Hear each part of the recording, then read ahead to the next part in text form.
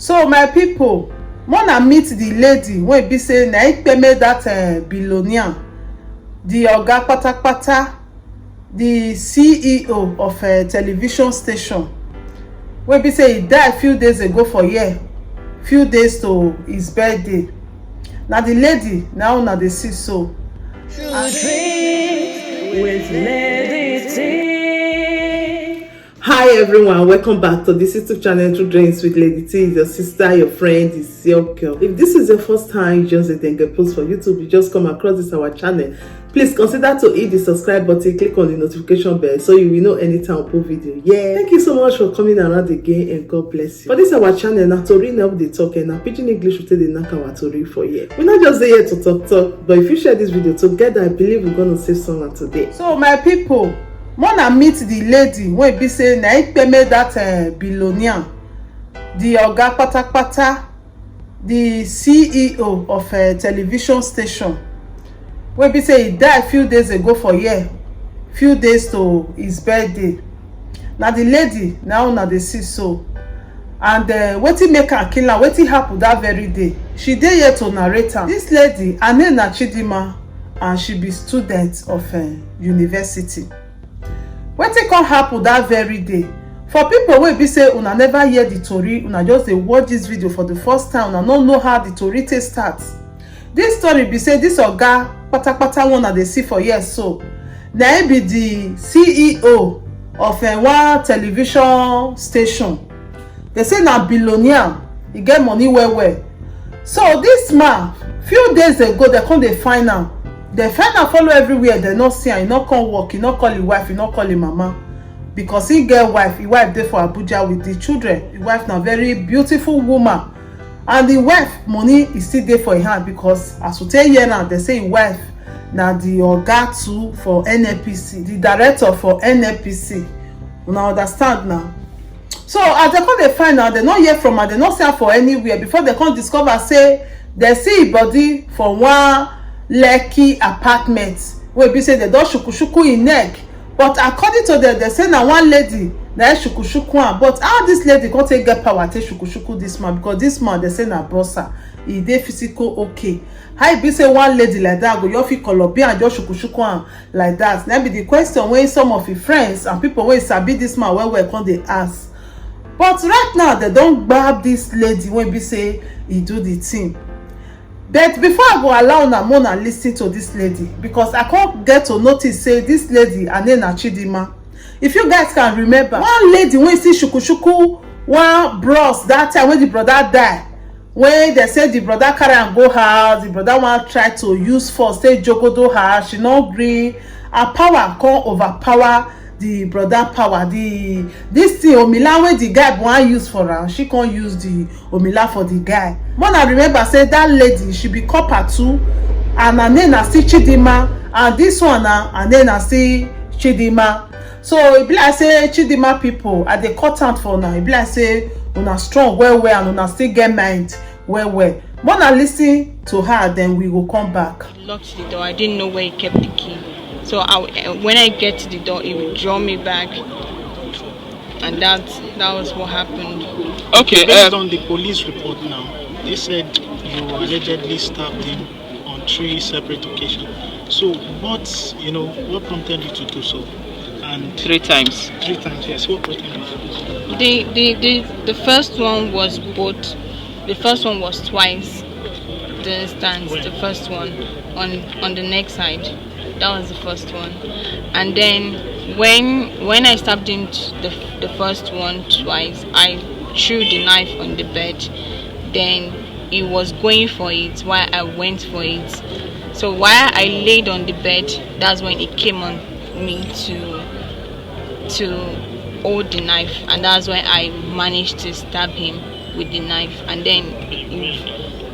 then when he dragged the knife from me, he managed to slice my hand, and then as he was holding it, the knife broke, so it slipped off from his hand. I still managed to hold to it, but then it was now weak, and then he fell on the floor. Okay, so why didn't you like? What was it about the first time that you didn't like? What did he do to you, or what happened? I was trying to sleep. It was midnight, so we have drank and we have smoked, so I was already like sleepy. And then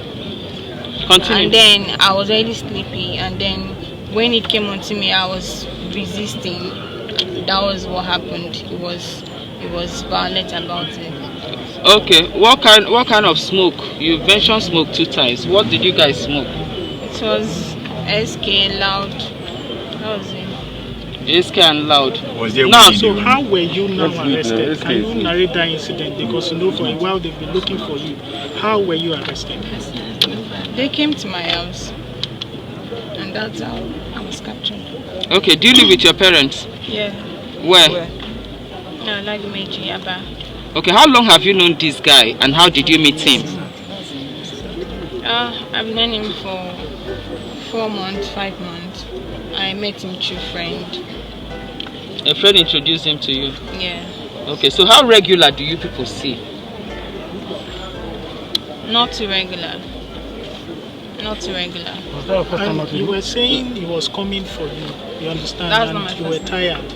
I need you to explain that part, because a lot of people could term that to mean another thing.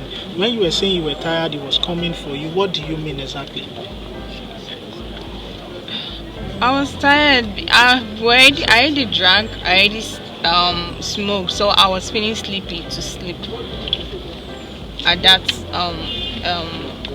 time. That's what I mean. Okay, so how long did you guys stay? Did you check in on Sunday? When did he die? Which day did he die? And when did you leave him? And how were you able to escape from the room after killing him, or you just walked away?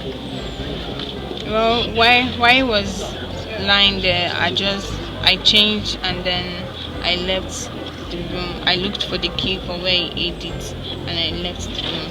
So when you escaped, who did you reach out to? Where was the first place you went to? I didn't reach out to anybody. So how do you feel when you know that you have killed somebody and you just sneaked out? How do you feel at 21 committing this kind of crime?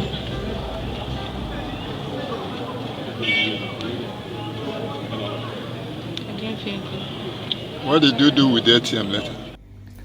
So now hear everything wey she talk.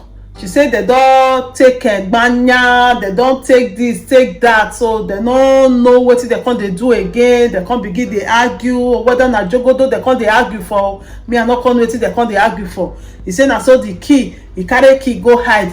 He no fit see the key, but after he don kpeme this man finish, he come take the key. Na so he take run come and nobody see am, and they come go cash am for his parents house, because he say he dey stay with his parents, but him be student for university for Lagos. So my people, wetin me get to talk for here be say, men mona try to dey okay with wetin una get, because your wife na very beautiful woman. How come you go leave your wife? If the thing dey hungry you, go fly.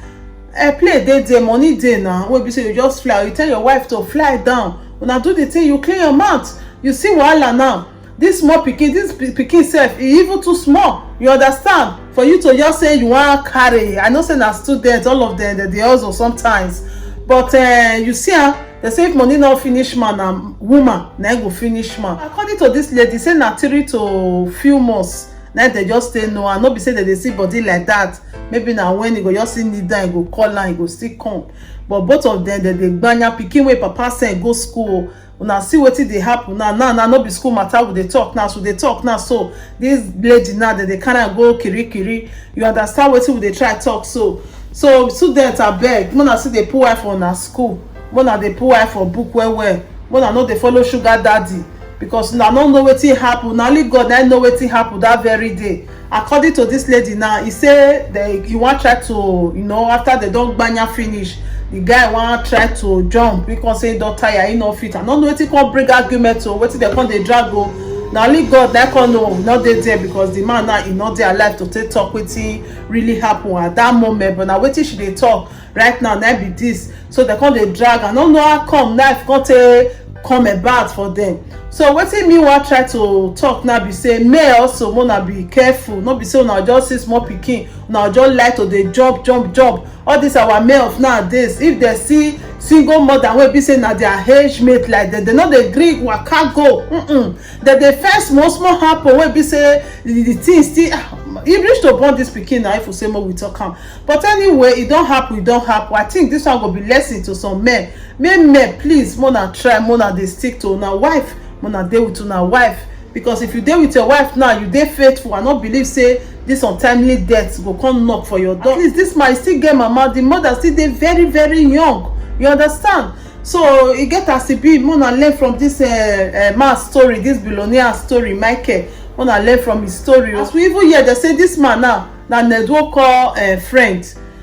Nedwoko no dey carry like this. You know, see, and Nedwoko just dey carry, you know, dey put for us. If you hungry, I go say come, you go. The other one hungry, I go say come, you go. Instead of to go dey jumpy outside, you see, like say you just see carry like that. No say me you carry like that. To baby no dey me happy to before the concert to dey jump on me say me they marry many wife. But I just did not say something happen. You just see talk am the way you want to talk am, you understand? You can't just compare say if you see better pass like this, say you just put two for hands than say you just go outside dey jump. You see your friend Nedwoko, instead of they carry the small hamper they put for house. You no understand this, they carry them they put for house. You now you not put for hand, but you dey choppy all of them, they go around.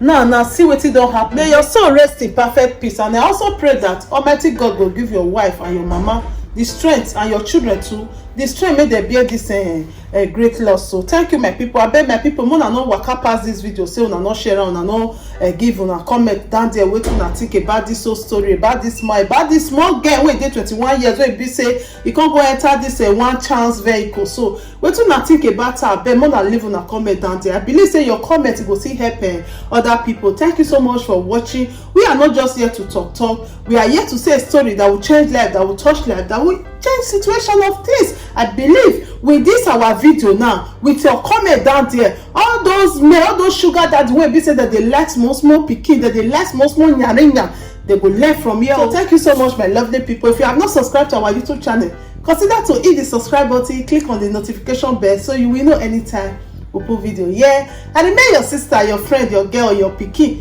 anyone you come here, I did there for you. True Dreams Bright Life with Lady T. See you on an amazing day. Ciao, ciao. Is there anything that is bothering you, my friend? Please say it so others will learn. Bring it to True Dreams with Lady T. And God will be your strength. Bring it to True Dreams with Lady T, and God will see you through.